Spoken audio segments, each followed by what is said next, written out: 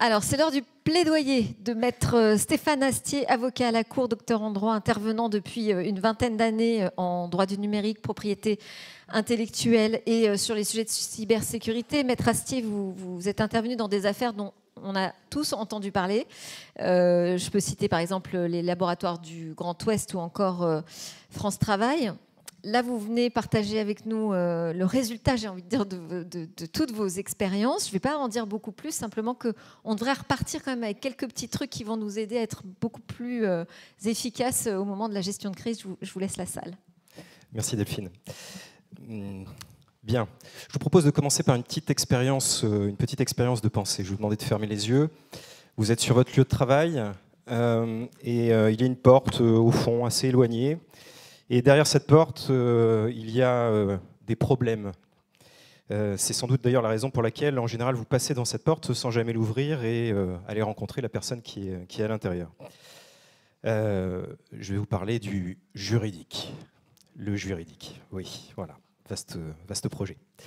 Je vais plutôt vous parler de ce qui pourrait être autre chose que cette image d'Épinal, donc le juriste gris, triste, avec qui vous n'avez absolument pas envie de partager un cocktail ou de boire une bière, et qui donc ne vous trouve que des problèmes et pas des solutions, qui met des années-lumière à répondre à des demandes de markup sur un contrat, qui vous explique que vous ne pouvez rien faire parce que sinon vous allez mourir ou aller en prison et encourir des peines d'amende incroyables.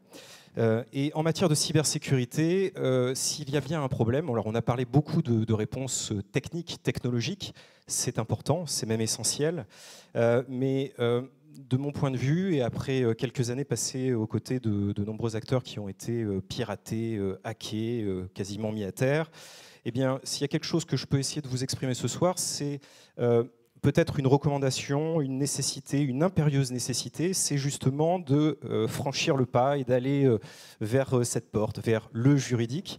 Et du côté du juridique, peut-être de se remettre un petit peu en cause et d'aller vers une autre approche, une approche dont on va parler un petit peu ce soir, qui est l'approche LegalOps, qui vient du monde anglo-saxon, qui n'a rien d'extraordinaire. On parle de choses frapper du bon sens, être un peu pragmatique, s'intéresser justement à l'expertise de l'autre, à l'expertise de vous autres, puisque je me sens bien seul ce soir, je crois qu'il n'y a pas beaucoup de juristes dans la salle, et de faire que des échanges positifs peuvent intervenir au moment d'une crise cyber, en plein stress, en règle générale la veille d'un long week-end ou de vacances, et avec des pressions de toutes parts, des pressions techniques, des pressions métiers, et on va le voir, certains sujets à traiter. Alors, le juridique et le pilotage juridique d'une faille de sécurité, ça se passe déjà en amont, on fait du préventif.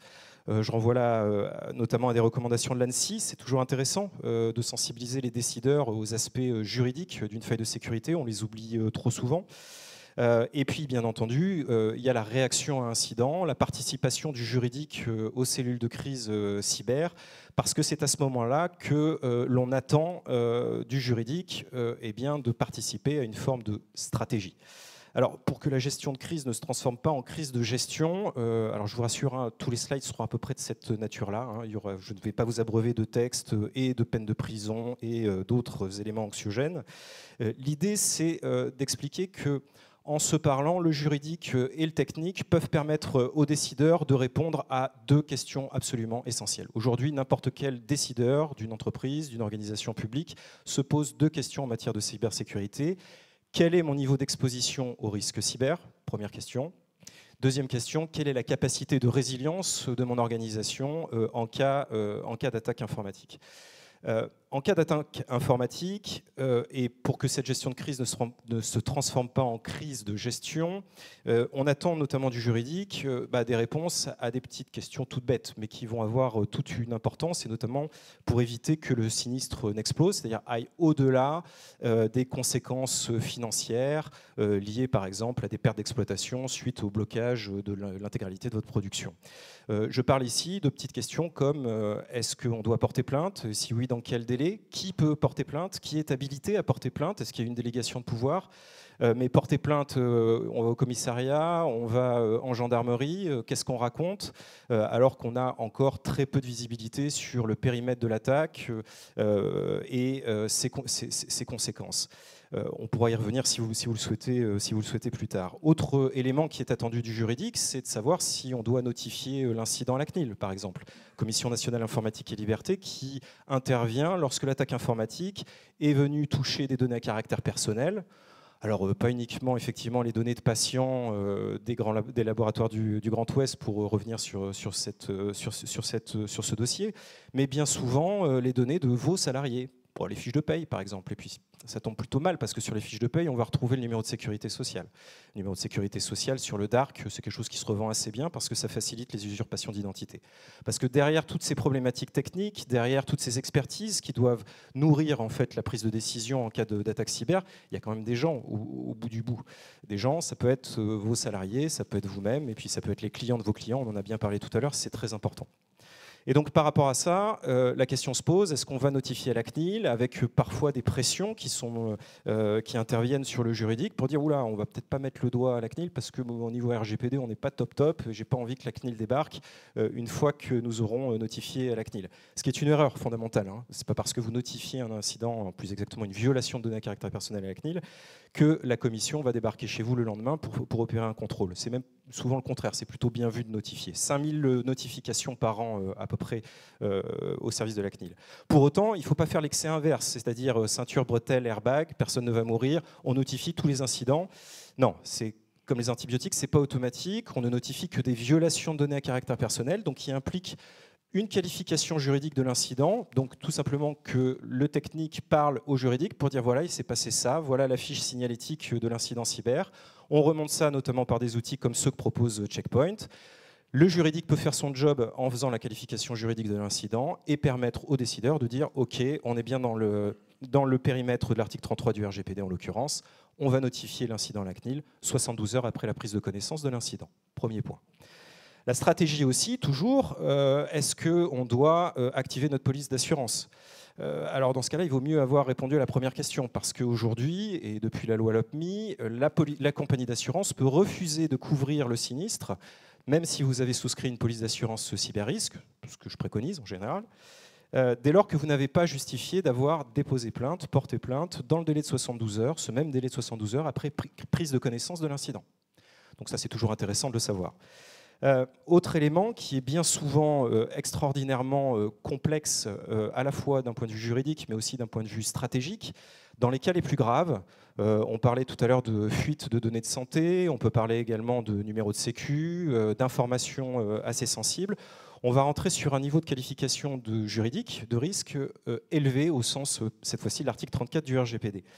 Là, les choses se compliquent parce que vous devez non seulement notifier l'incident à la CNIL, mais vous devez également informer de manière individuelle toutes les personnes, parfois des dizaines de milliers de personnes, parfois des centaines de milliers de personnes. Ce qui a un impact au-delà du risque de sanction parce que vous n'avez pas respecté vos obligations générales de sécurité, de confidentialité des données, mais bien entendu des risques réputationnels. Vous pouvez mettre à terre toute la confiance du marché, de vos investisseurs et bien entendu de vos clients ou des clients finaux ou des clients de vos clients sur un coup de dé et une communication mal maîtrisée avec en plus tout un tas de contraintes qui font que cette communication individualisée est extraordinairement anxiogène par nature. Le texte impose de mettre la personne en situation d'utilisation et d'exploitation de la faille cyber. Donc vous allez lui parler d'usurpation d'identité, vous allez lui parler de saisir la CNIL, de déposer plainte, de contacter sa banque, bref, des choses pas très agréables lorsque vous vous adressez à vos propres clients. Bon, au-delà de ça, et en dehors même d'ailleurs des questions de données à caractère personnel, une faille de sécurité, un incident peut toucher vos systèmes et donner lieu à une exfiltration de données, ce qui est très souvent le cas en ce moment lors des attaques par ransomware, et toucher des données de vos clients. Quand vous intervenez sur le B2B, en secteur B2B, vos propres clients vous confient leurs données. Vous avez d'ailleurs en général signé des accords sur la protection des données dans lesquels vous garantissez la sécurité de ce qui vous est confié. Et là, patatras, les données partent dans la nature. Comment vous gérez ça contractuellement? Quel type de responsabilité? à quel niveau de SLA vous êtes tenu par le contrat, notamment en cas de faille de sécurité cyber. Bref, c'est tous ces éléments-là que le juridique va être amené à traiter en étroite coordination avec les services techniques pour permettre aux décideurs d'avoir une visibilité à 360 sur l'impact global de l'incident de cybersécurité. Alors, la stratégie, je suis resté un moment et je ne veux pas être trop long parce qu'on a 2-3 petits sujets à traiter après avec Delphine. Le forensic. Le forensic, il y a 2 types de rapports forensiques, ceux qu'on vise avec un juriste avant finalisation et ceux qu'on relie au tribunal. Je vous dis ça parce que, à l'occasion de plusieurs dossiers en crise cyber, je me suis aperçu qu'il était plus que nécessaire que le juridique fasse une revue du projet de rapport forensique. C'est les investigations qu'on lance au moment de l'attaque, notamment pour l'analyse des logs de connexion, et qui vont permettre d'identifier si des données ont fuité.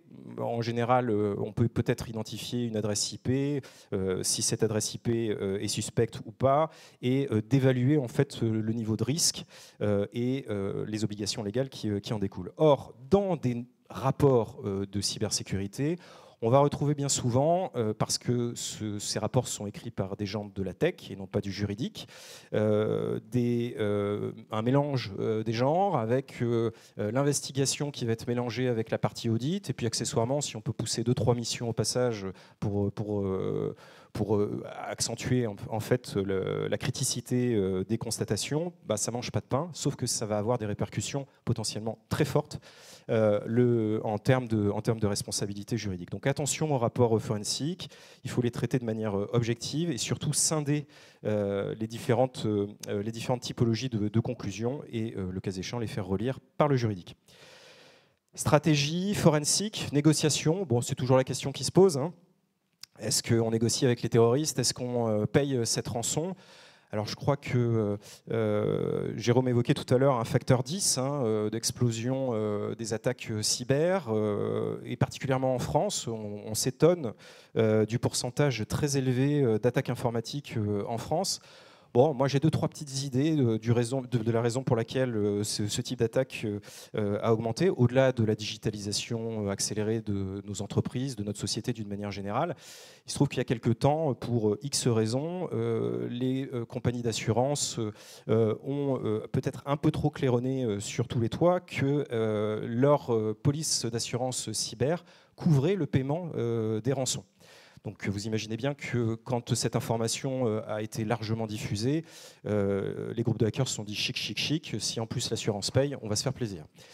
Accélération des attaques et là-dessus, à l'Assemblée nationale, des débats pour savoir s'il fallait interdire le paiement des rançons. Alors aujourd'hui, la doctrine, effectivement, on en a parlé rapidement tout à l'heure, l'ANSSI, qui est l'Agence nationale de la sécurité des systèmes d'information, je pense que tout le monde connaît à peu près ici, s'est positionnée pour recommander fortement de ne pas payer les rançons. Pourquoi? Parce que quand vous payez une rançon, notamment avec un groupe de hackers qui a cryptoloqué l'intégralité de vos systèmes, potentiellement vous financez le terrorisme. Et financer le terrorisme, il se trouve que c'est un délit pénal. Donc le représentant légal peut venir être inquiété après le paiement d'une rançon suite à un mauvais conseil. Pour autant, est-ce que ma recommandation est de ne jamais payer la rançon? Je dis tout doit s'apprécier au cas par cas. En tout état de cause, les négociations, et là j'en reviens à ce qui a été dit tout à l'heure et c'est très vrai, moi j'ai assisté à des négociations où le vendredi soir on raccrochait à 17h parce que le hacker devait aller chercher ses enfants à l'école et on reprenait les négociations le lundi matin à 9h à l'ouverture des bureaux. Bon, tout ça est une industrie qui a été largement financée, je pense notamment dans certains pays actuellement en guerre, pas très loin d'ici. Voilà pour la négociation. La communication, communiquer sans coordination, c'est comme tweeter en pleine tempête, ça peut faire le buzz, mais rarement dans le bon sens. Je crois que vous avez tous vu ces derniers temps dans les journaux, alors spécialisés ou non spécialisés, quelques erreurs manifestes de communication. On veut communiquer trop tôt, on ne maîtrise pas les éléments de langage. Le sujet de la communication de crise n'est pas suffisamment bien traité. Le juridique n'a pas mis son nez là-dedans pour justement éviter de limiter, aller vers une limitation de la prise de parole tant qu'on n'en sait pas plus sur l'étendue de l'attaque. Et là, patatras, vous informez la terre entière que la faille de sécurité dont vous avez été victime n'a pas conduit à une exfiltration de données ou que les données sensibles n'ont pas été impactées. Et puis 2 jours plus tard, alors que vous avez affirmé ça et que c'est dans tous les journaux, vous avez une contre-information qui vient dire que si l'attaque était d'ampleur bien plus importante. Donc là, en général, ça ne se passe pas très bien en termes de réputation. Donc la communication de crise, c'est quelque chose qui se travaille, c'est un vrai métier, à la fois juridique et puis pour des directions de la communication. Et il faut une grande maîtrise là-dessus, et ça implique là aussi une étroite coordination. Dernier point, qui est plus là en mode boutade qu'autre chose, avec la référence à mon aîné adoré Audiard. Redémarrer sans réfléchir, c'est comme entamer un sprint au milieu d'un champ de mine. Rapidement, on se vaporise façon puzzle. Oui, c'est le cas. Et moi, j'ai pu le voir à plusieurs reprises. Encore une fois, on a beaucoup parlé de technique. Moi, je voudrais parler d'humain. Les situations de crise, les cellules de crise, c'est beaucoup de psychologie, beaucoup d'humain, beaucoup d'anticipation sur notre capacité à interagir ensemble et à travailler en synergie avec des compétences et des niveaux d'expertise différents pour éviter de prendre des raccourcis qui peuvent s'avérer catastrophiques. Redémarrer trop tôt en termes de preuves, c'est un moyen d'augmenter les vecteurs d'attaque, d'accentuer le sinistre, d'augmenter votre niveau de responsabilité. Bref, ça peut très mal se passer. Voilà en mode très rapide, parce que je sais que tout le monde a envie d'aller au cocktail après. Mais c'est pas l'heure encore. Mais c'est pas l'heure encore, non. Exactement. On continue encore un petit peu. Exactement. Donc vous plaidez pour un trio. Oui, le trio magique, le juridique, la DSI, le RSSI. On peut multiplier après les acronymes parce qu'il y a d'autres sujets, mais c'est vrai que sur ce type d'attaque, c'est absolument essentiel. Là, dans les affaires sur lesquelles vous avez travaillé, plus ou moins de loin, plus ou moins directement, on ne va pas rentrer dans le détail de ces affaires, mais il y en a certaines qui ont fait l'objet d'un traitement par la section cyber du parquet de Paris, donc on appelle la J3. Est-ce que cette réponse vous a semblé satisfaisante ? Alors, en termes de technicité, rien à dire. Sont des magistrats dont certains j'ai pu croiser au DU à Montpellier, sont parfaitement au fait de la cybersécurité, avec des équipes parfaitement rodées, que ce soit d'ailleurs la BFTI ou le CELT-CIC qui travaillent en étroite coordination. Donc, ce sont des organismes spécialisés sur la cybercriminalité. Après, la difficulté du J3, mais comme pour toute la justice française, c'est une difficulté de pile de dossiers énormes et de manque de moyens pour traiter l'intégralité dans un temps limité. Mais donc, il faut porter plainte, mais il ne faut peut-être pas attendre uniquement une réponse judiciaire ? Oui, tout à fait. Alors, le fait de porter plainte, déjà, pour moi, c'est une recommandation, c'est quelque chose qui est important. Alors déjà, je l'ai dit tout à l'heure, pour la couverture de votre police d'assurance, mais aussi pour acter de votre statut de victime. Parce que souvent, les réactions sont épidermiques. Ça a été le cas dans l'affaire des labos du Grand Ouest. Bon, imaginez vos données de santé qui sont affichées sur le dark, je pense que ça ne vous plairait pas. Et donc, il y a eu des réactions extraordinairement vives et violentes contre le laboratoire, alors que le laboratoire était, les laboratoires en l'occurrence, puisqu'ils étaient plusieurs, victimes, et en plus victimes d'un tiers. Donc c'est bien de dire qu'on est la victime aussi. Voilà, on n'est pas forcément responsable de tout. Alors je ne vais pas dévoiler de secret, mais vous allez être en transition professionnelle. Vous allez monter votre cabinet spécialisé dans le LegalOps. Vous avez employé ce terme, je crois, au tout début. Est-ce que tout le monde sait ce que c'est LegalOps ? Ouais, ça vaut peut-être le coup de nous expliquer quand même. Oui, alors bon, le LegalOps, c'est encore une fois, c'est quelque chose qui vient du monde anglo-saxon. C'est peut-être une autre vision du droit qui part par déjà l'empathie, c'est-à-dire essayer de... Il y a deux mots quand même dedans. Il y a légal et ops, c'est opérationnel. Exactement, tout à fait. Et donc l'idée, c'est de sortir un petit peu de la théorie juridico-juridique, je dirais, ces théories un peu fumeuses et un peu dans le comment dire, des schémas qui doivent être aujourd'hui oubliés pour aller un peu plus dans le concret et d'utiliser en fait le droit de manière très opérationnelle pour répondre, encore une fois, apporter des solutions et pas des problèmes. J'insiste beaucoup là-dessus parce que c'est absolument essentiel dans notre métier, surtout dans le domaine de la tech, et arriver à créer le pont entre le juridique, qui peut être extraordinairement intéressant à travailler, y compris d'ailleurs au niveau commercial, au niveau business, puisqu'aujourd'hui, une maturité juridique, une conformité juridique sont des axes très intéressants pour la valorisation des actifs. On en parlait tout à l'heure sur l'intelligence artificielle, au-delà d'une sécurisation juridique de l'activité, c'est-à-dire qu'on peut accroître les niveaux de confiance, augmenter les leviers de valorisation d'un certain nombre d'actifs au sein de l'entreprise par le juridique. Je surveille un peu le temps. Est-ce que vous avez des questions pour l'avocat? Est-ce que vous avez été confronté à des crises cyber avec des problèmes de communication, peut-être avec les services juridiques, ou est-ce que vous avez des interrogations? Oui. Est-ce que vous pouvez vous lever pour que tout le monde vous entende, parce que comme vous n'avez pas de micro?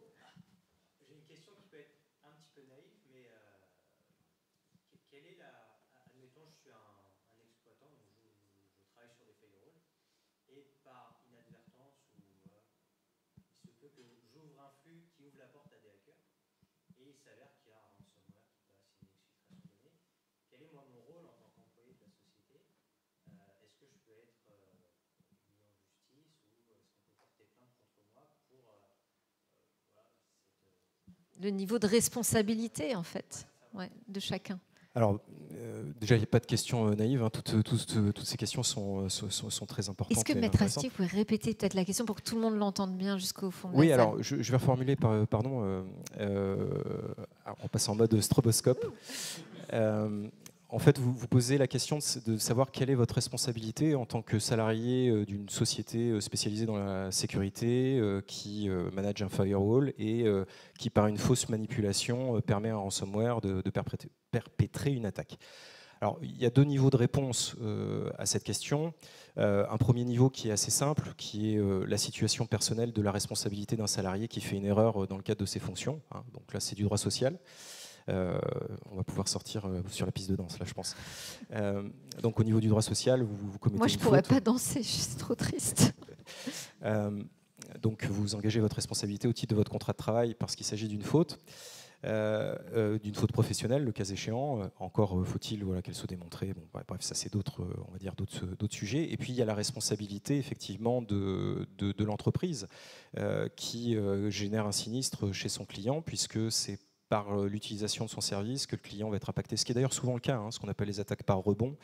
Bien souvent, les entités, notamment les grands groupes, ne sont pas percutés directement. C'est trop compliqué. Donc les cyberassaillants passent par des prestataires, des points faibles qui sont préalablement identifiés pour pénétrer les systèmes. Et donc là, derrière, c'est de la responsabilité contractuelle.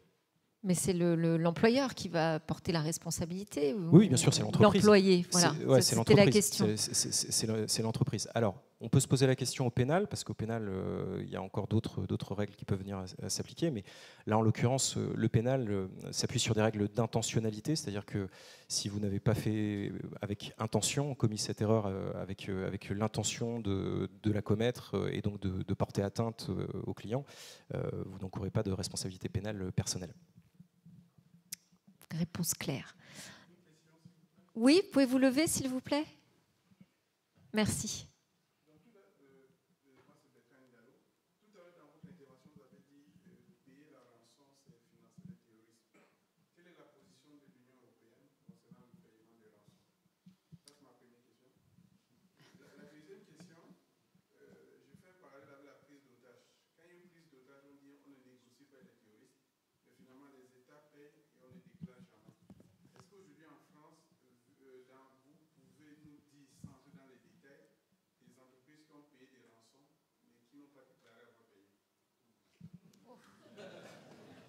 Alors, il se trouve que dans mon métier, il y a quelque chose qui s'appelle le secret professionnel.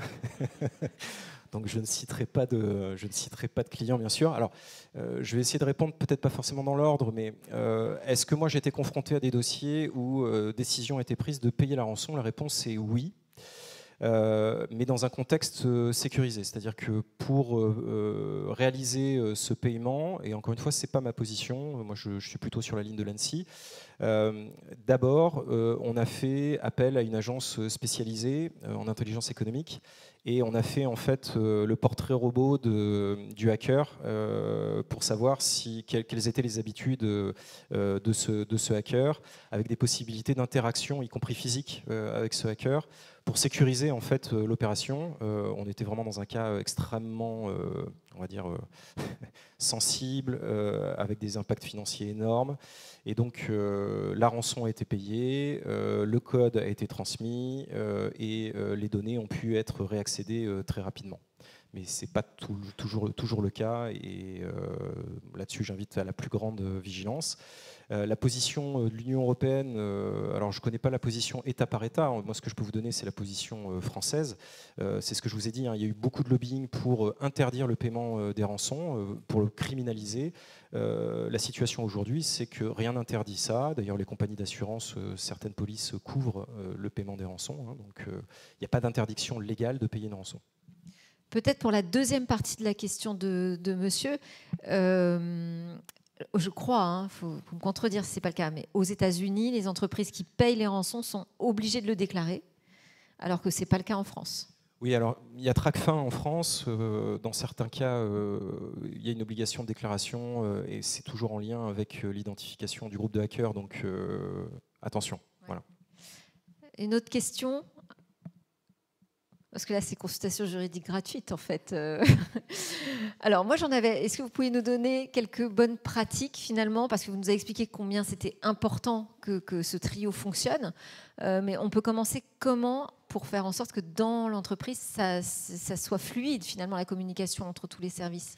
Alors, il y a plein de choses à faire. Encore une fois, très pratico-pratique. Je pense qu'il faut être très pragmatique. Il n'y a pas tant de complexité juridique que ça, hein, dans la gestion de crise cyber. C'est plus de la réactivité, de la rigueur, un goût aussi pour tout ce qui est investigation et un lien très fort avec la technique. Et donc, si on se remet dans les chaussettes du dirigeant et si on reprend un petit peu les recommandations plutôt très pertinentes de l'ANSSI, la première des choses que je recommande, c'est d'effectuer une cellule de crise fictive avec le volet juridique qui va être intégré. Donc ça, c'est quelque chose qui peut se faire sous forme de formation, où on va mettre tout le monde dans une cellule de crise fictive, avec un scénario qui va avoir été en général travaillé d'ailleurs en coordination avec la DSI, avec un certain nombre de stimuli, des faux articles de journaux, des faux mails qui tombent, des faux appels de journalistes qui veulent savoir de quoi il s'agit, pour essayer d'être au plus proche en fait, de la réalité. Et derrière, bien sûr, on fait un rétex, retour d'expérience, qui va permettre en fait, aux dirigeants de voir s'il y a des trous dans la raquette dans l'organisation. Ça, c'est, on va dire, une formation qui fonctionne très bien. Un entraînement, quoi. Oui, c'est ça. Avec le juridique. C'est un entraînement et le juridique a toute sa place, notamment au niveau des décideurs, hein, puisqu'encore une fois, il y a une remédiation technique de l'attaque informatique, mais derrière, il y a des prises de décision à prendre. J'en ai évoqué quelques-unes tout à l'heure sur les notifications, l'information des personnes, la communication de crise. Et puis, le décideur doit avoir une idée très fine de l'impact global en fait, de l'attaque informatique. Et pour ça, la cellule de crise en présence du juridique, et notamment d'un Legal Up qui fait le lien entre le juridique et la technique, sera essentiel. Voilà. Juste autre élément, deux autres éléments, de la documentation interne, hein, ce qu'on appelle vulgairement les politiques de gestion des incidents liés au système d'information, et pas une politique que vous rédigez qui va être périmée avant d'avoir fini de rédiger pour finalement aller caler l'armoire au fond de la cave, mais vraiment quelque chose que vous allez pouvoir utiliser au moment d'une cellule de crise. Et puis bien sûr, je reviens, mais c'est les fondamentaux, hein, les contrats, vos contrats, tous les contrats IT. Aujourd'hui, moi je milite depuis des années là-dessus, hein, pour intégrer dans les contrats IT des annexes dédiées à la collaboration cyber, et pas uniquement pour des attaques informatiques qui touchent des données à caractère personnel, mais qui couvrent généralement toutes les obligations de collaboration et garanties qu'on peut activer en cas de crise cyber. On parlait du problème du coût, des budgets pour la cybersécurité. J'ai envie de dire c'est un peu pareil avec le juridique. Il y a un retour sur investissement, je ne sais pas, qu'on peut mesurer, qui peut donner envie davantage débloquer des fonds. Ouais, il y a des très bons articles là-dessus. Je prêche à fond pour ma paroisse, hein, vous avez vu, sur effectivement l'impact du juridique sur la limitation du sinistre et la limitation de ce que coûte une cyberattaque. C'est-à-dire qu'on a parlé tout à l'heure, et la slide était intéressante, hein, sur les chiffres sur l'accélération par l'IA des attaques informatiques. Mais on a des premiers chiffres qui tombent aujourd'hui sur combien coûte une cyberattaque. Moi, j'ai vu des PME qui étaient mises à terre par des cyberattaques. Jusqu'à fermer. Ouais, clé sous la porte. Il y a des statistiques assez effroyables là-dessus qui sont disponibles. Le coût moyen d'une cyberattaque, sur la PME, on est rarement en dessous des 30, 40, 50 000 euros. Et ça monte très très vite sur des ETI à plusieurs centaines de milliers d'euros. Ne serait-ce qu'une simple reconstitution de base de données cryptée, ça peut rapidement coûter très cher. Et donc le juridique qui va permettre de limiter le sinistre ou voire augmenter et favoriser en fait la prise en charge par la police d'assurance ou obtenir des garanties et notamment une couverture par de la responsabilité civile du prestataire qui va avoir été défaillant va être essentiel là-dessus. Dans les synergies avec les RSSI et les DSI, quand le juridique parle en termes de responsabilité et dans un langage clair, compréhensible par le commun des mortels et pas juste dans un langage juridique, le décideur comprend bien les tenants et les aboutissants et ça favorise clairement justement l'octroi de budget qui intégreront en fait ce double paramètre. La communication, quoi. Une fois de plus, essayer de se parler, toujours. Merci beaucoup. Si vous n'avez plus de questions dans l'immédiat, vous pourrez en poser plein juste après, puisqu'il va y avoir le temps du cocktail et donc le temps d'échange. Mais avant, je propose quand même un mot de la fin. Jérôme Bouvet, un grand merci déjà pour l'organisation.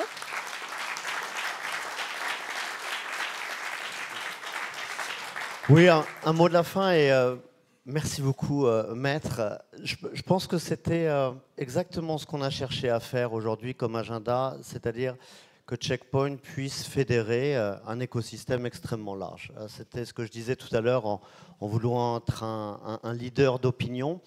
On sait qu'on n'est pas simplement une société qui vendons des solutions de protection dans le domaine de la cyber.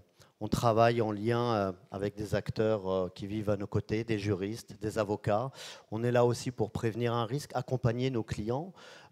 On a aussi discuté avec des partenaires technologiques comme Wiz qu'on a accueilli aujourd'hui, sur lequel en fait on peut venir intégrer leurs solutions dans cette approche Open Garden. Et je pense que le sujet de fédérer, il est très important. Et puis Ludovic est venu témoigner aussi, c'est important, dans son vécu, dans son quotidien, la façon dont on l'a accompagné. Donc c'était vraiment ça qu'on voulait faire aujourd'hui, les équipes Checkpoint. Et je remercie d'ailleurs d'avoir organisé cette journée aujourd'hui, nos sponsors également qui nous ont permis de réaliser ça. Et ce que je vous propose de faire, c'est qu'on puisse se retrouver maintenant tous au travers d'un cocktail. Et si je ne me trompe pas, c'est donc un étage en dessous. Oui, c'est un peu perturbant. Exactement. Là, c'est en dessous, mais on va être dehors. Exactement, dessous, mais dehors. Donc ça va être au moins 2. Et encore une fois, un grand merci aujourd'hui pour votre présence. Merci beaucoup. Merci Jérôme. Merci Adrien, merci Léa, merci Karim, merci à toute l'équipe Checkpoint. Merci Delphine. Merci.